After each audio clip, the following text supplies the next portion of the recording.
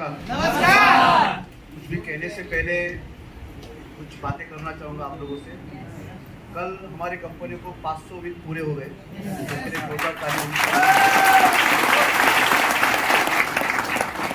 कल हमारे godfather, network सम्राट, उद्योग सम्राट हमारे प्रवीण सर जी का बर्थडे था, तो उसके लिए हम बर्थडे विश करेंगे। आज यहाँ पर कई सारे अचीवर्स हैं, उनका भी मैं तहे दिल से स्वागत करता हूँ, अभिनंदन करता हूँ।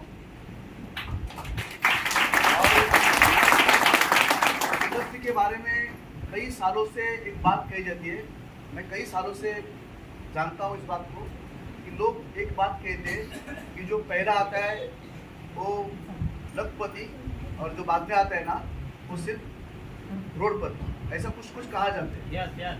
लेकिन आज यहाँ पर सचिन चौहान सर ने प्रूव करके दिया हुआ है कि हमारी बात तो बाद में है ना, सही बात है कि नहीं? तो एक आप कभी भी जुड़ जाइए, आप 2,10,000 ले सकते।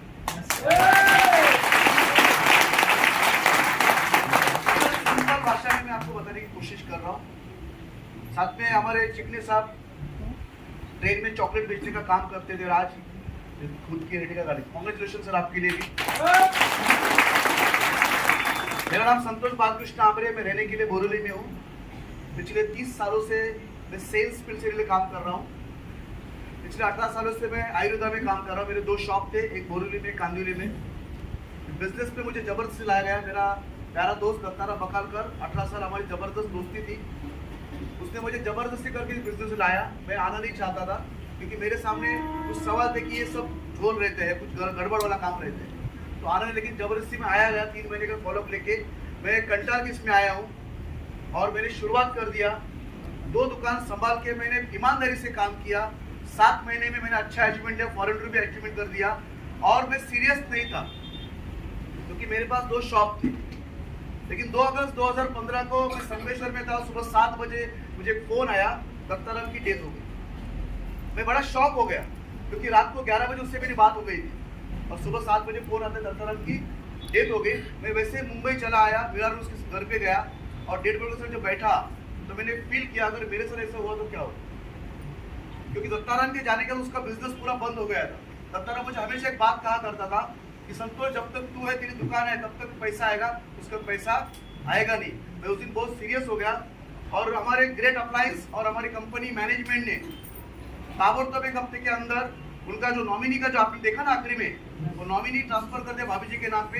भाभी जी इसके खिलाफ थी, आप MIDG में उनका इंटरव्यू जरूर देख सकते हैं। उन पूरा खिलाफ थी उसके ऊपर कि भाई ये नहीं करने का ऐसा काम। 2.5 साल तक उनको मालूम नहीं था टीम क्या है, क्या कुछ मालूम नहीं था। लेकिन संतोष आमरे सीरियस होने की वजह से 2.5 साल में उनके अकाउंट में नॉमिनी फैसिलिटी की वजह से 10.5 लाख रुपए जमा हुए। 7.5 साल हो गए दत्ताराम को जाके। हर महीने 70 से 80 हजार घर में आता है। पिछले महीने का उनका इनकम मैंने कभी पूछा नहीं, लेकिन उनके स्पीच में मैंने सुना है 2.25 लाख रुपया वाला चला गया। लेकिन आज फायदा हो रहा है कि नहीं? अगर दत्ताराम ने डिसीजन नहीं लिया होता तो आज उसकी फैमिली को हर फैमिली की तरह हाथ फैलाना पड़ता।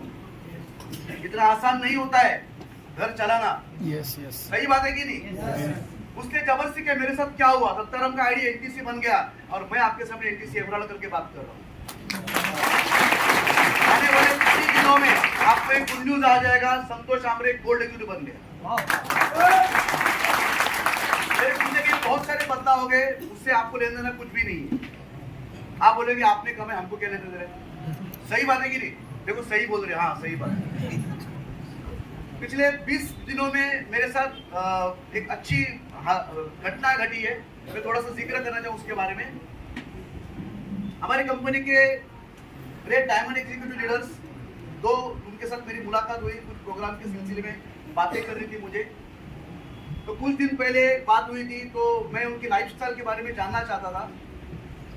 तो एक दिन मुझे हीरानंदनी में यहाँ पर बुलाया और एक स्पेशल क्लब है वहाँ पर हमारा इंट्रोड्यूस हुआ, हमने बातें की और उनका लाइफस्टाइल सुनने के बाद मैं बोला यार ऐसा जिंदगी अपने को भी होना चाहिए। कम उम्र में उन्होंने करोड़ों की प्रॉपर्टी जमा की और वो कोई और नहीं, हमारे कंपनी के great diamond executive leader mister Santosh Singh sir.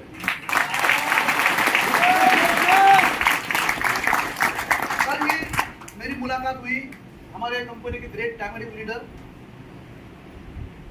और उन्होंने मुझे घर पे बुलाया था। मैं घर पे गया था, बहुत रेयरली लोगों को बुलाया जाता है घर पे, तो मैं उनके घर पे गया था और लगभग 5 घंटे हमारी बातें चली। मैं जानना चाह रहा कि जिंदगी में क्यों ऐसे आगे बढ़े, क्योंकि एक फंक्शन के लिए हमारा काम चल रहा है, तो स्पेशल परमिशन लेके मैं गया था वहाँ पर। और जैसे गया मैं वहाँ पर, तो आप बिलीव नहीं करोगे कितना सिक्योरिटी था उस जगह के ऊपर। 3 बार मुझे चेक किया गया अंदर जाने के लिए, बार बार उनको फोन लगे, भाई आए भेज दो। 67 बंगलों का पूरा एक एरिया है, और वहां पर अंदर में गया, लगभग आधा किलोमीटर चलना पड़ता है। और वहां जाने के बाद सर ने मुझे बहुत स्वागत किया, बहुत अच्छा स्वागत किया सर ने कर मेरा। सबसे पहले उनका मर्सिडीज वहां पर खड़ा था, फिर हम लोग अंदर जाके बैठे, उनका ऑफिस था, और अंदर उन्होंने एक मस्त ये बनाया हुआ है। मुझे बहुत मिला कि मेरी भी बहुत इच्छा है, आपकी भी रहेगी, अपने घर में थिएटर होना चाहिए, है कि नहीं थिएटर। तो सर ने बिठाया और हमने पिक्चर देखा, आधे घंटे का ही देखा, लेकिन पिक्चर देखा। और चेयर जो था, मैं आपको बताना चाहता हूँ, सच कुछ आप सुनो, वो इतना बड़ा सोफा था एक आदमी के लिए, जिसपे बैठ के आपको फिल्म देखनी है, पूरा थिएटर बनाया गया था। फिर हमारी बातें हो गई, सर ने पूरा उनका बंगला दिखाया मुझे, एक एक कोना दिखाया, और फिर हमने मिटे बात की, और उनका एक्सपीरियंस मैंने जाना किस तरीके से उन्होंने किया वगैरह। और वो कोई और नहीं है, और बंगले का कीमत जानना चाहते हो? बंगले की कीमत ज्यादा नहीं है, सिर्फ 7 करोड़ रुपए। और वो कोई और नहीं, हमारी कंपनी के great respected diamond mister Sunil Sagar. बहुत मजा आता है ऐसे लोगों से मिलने के लिए, उनके वाइब्रेशन, पॉजिटिव वाइब्रेशन मिलते हैं, और हमें भी ऐसा लगता है कि साला एक दिन मेरा भी ऐसा होगा। होगा कि नहीं? यस होगा, हमारा भी बंगला ऐसा होगा, हम भी ऐसा आगे बढ़ेंगे। अगर वो कर सकते तो हम भी कर सकते है कि नहीं? कोई तो कहा होता है ना, अगर उसने माँ का दूध तो मैंने भी माँ का दूध पिया है कि नहीं? ये बिजनेस पूरा फैमिली का है, हम लोग फैमिली मिलकर करते हैं। मेरी वाइफ वो भी एसटीसी है, मेरी सगी बहन वो भी एसटीसी है, जीजा जी भी एसटीसी है। आज योगायोग से हम लोग यहाँ पर एक साथ आए हुए, तो अगर परमिशन है तो मैं दिखाना चाहता हूँ फैमिली बिजनेस कैसे होगा। मैं इन्वाइट करता हूँ मेरी सख्ती भाई को, कविता अमरी को, हाँ एक ही है, सख्ती बहन संगीता सुरवे, और सख्ती जीजा जी स्वप्निल सुरवे सर, और मेरा डायमंड ऋषित आमरे। अरे इकडे यार, इनको दिखाना है।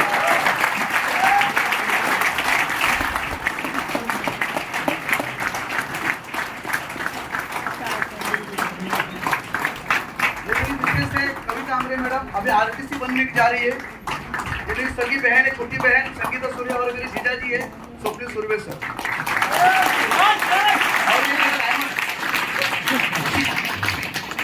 मैं आपको ये बताने की कोशिश कर रहा हूँ, लोग मार्केट में जो भी बिजनेस काम करते हैं ना, अपनी फैमिली को बिजनेस पे लाना नहीं चाहते। सच कह रहे हो, आप जो भी काम कर रहे हो ना, आप नहीं चाहते हो कि आपकी फैमिली उसका भी काम करे। चिकने साहब नहीं चाहते थे कि उनके बच्चे, उनके परिवार चॉकलेट बेचे, ऐसा सोचा आपने कभी? इस इंडस्ट्री में मैं चाहता हूँ नहीं, हम सब चाहते हैं कि हमारी फैमिली इसमें इन्वॉल्व हो जाए।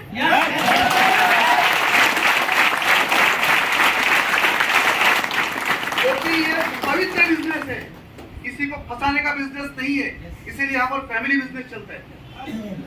और आज पूरा परिवार यही है, मेरे पिताजी का आइडिया, माँ का आइडिया, सासू का है, सासुर का है, मेहुणे का है, मेहुणी का है।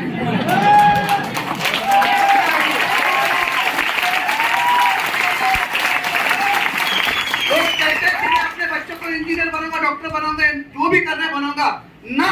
मैं कहता हूँ कि मैं मेरे बच्चों को डायमंड बनाऊंगा।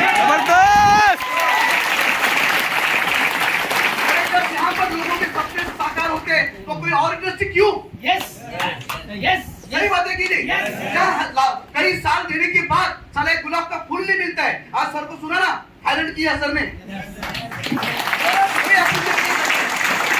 आज यहाँ पर मान सम्मान, इज्जत, शौहरत, पैसा सब कुछ है, तो क्यों ना किया जाए?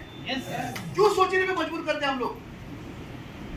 ये आम आदमी को खास आदमी करने का बिजनेस है। माय डियर फ्रेंड्स, हम सब आम है, कोई खास नहीं बैठे यहाँ पर। अब ये खास हम बताने के लिए मुझे सिंपल भाषा में बोलूंगा क्या, आम आदमी के अकाउंट में 5 लाख से कम रहते हैं और खास आदमी के अकाउंट में लाखों करोड़ रहते हैं। इससे ज्यादा बोलने की बात नहीं मुझे, है कि नहीं?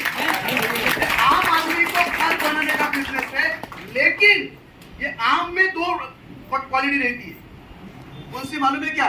एक आम वो होता है कि साला जिंदगी में मुझे कुछ नहीं मिला, हमारे परिवार में, हमारे खानदान में किसी ने कुछ नहीं किया, लेकिन अगर मुझे एक ऐसा मौका मिल जाए ना, ऐसा मौका मिल जाए, उसको पकड़ के दिखा दूंगा दुनिया को कि मैं भी कुछ कर सकता हूँ। एक वो होता है जिसके अंदर आग होती है, आग। और दूसरा होता है काय आपले काय झालं नाही, आई वडिलांनी काय केले नाही, अपना भी कुछ होगा नहीं, जैसा चल रहा है ऐसे चलने दो। खानदान कोई बोलते हैं चला ना भाई, ये ऐसे लोगों में आग नहीं होती। और मुझे पूरा यकीन है इस हॉल में जितने सारे लोग बैठे हुए हैं वो पहले वाले आम आदमी है, जिनके अंदर आग है, आगे बढ़ने का जुनून है कि नहीं? अगर आप में आग नहीं है, ये बिजनेस आपके लिए नहीं है। सच कहता हूं, ये बिजनेस आपके लिए नहीं है, आग है तो आपके लिए। आम आदमी क्यों रहता है, खास आदमी क्यों बनता है? एक स्लाइड में बताता हूं, उसके बाद मैं खत्म कर देता हूं। खास आदमी खुद का डिसीजन खुद देता है, अपने परिवार को कहां लेके जाना है उसका डिसीजन खुद देता है। आम आदमी डिसीजन नहीं लेता, उसका डिसीजन समाज लेता है, उसके घर वाले लेते हैं, रिश्तेदार लेते हैं, और वो कहीं का नहीं लेते।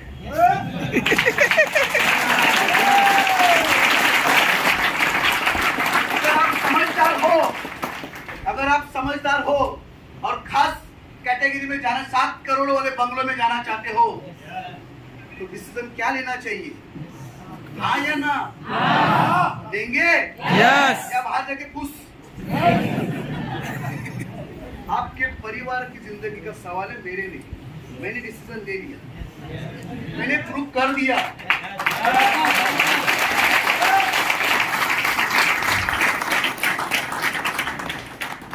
एक लाइन अर्ज करना चाहूंगा क्योंकि समय बहुत हो चुका है। जिस लाइन की वजह से मेरी जिंदगी में बदलाव आया, मैं चाहता हूं कि वो मंत्रा मैं आपको दूं, जिसकी वजह से आपकी जिंदगी में, आपके परिवार में एक बदलाव आ जाए। 5 साल के बाद आप भी खास आदमी की कैटेगरी में आ जाए।